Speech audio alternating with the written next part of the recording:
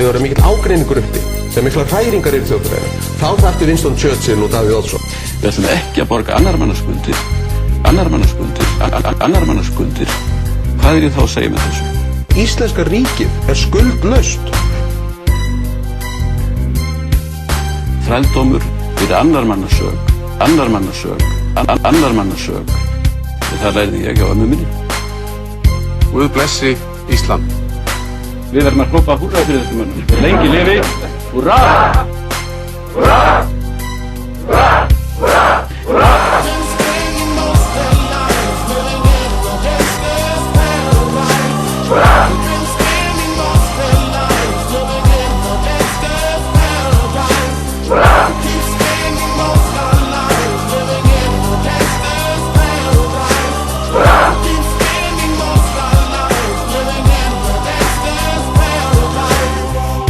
Einkavæðing ríkisfyrirtækja hefur án nokkurs vafa mjög styrkt íslenskt efnahagslíf. Íslenskir bankar hafa leikið lykilhlutverk í útrás íslenskra fyrirtækja á erlenda markaði. Guð blessi Ísland. Ég hef aldrei verið að bera lof á þessa útrás.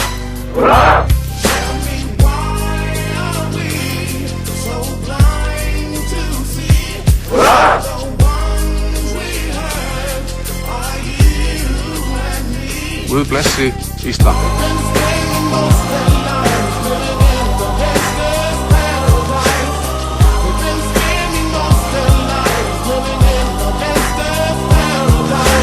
Þessir aðrar sem lána þessa peninga til þess að græða á því, ekkert ljótt við það.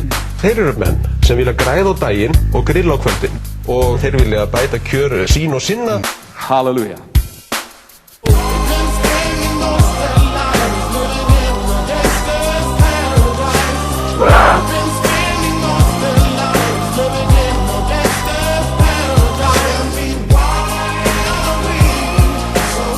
Lengi lifi, húrra! Húrra! Húrra! Húrra! Húrra!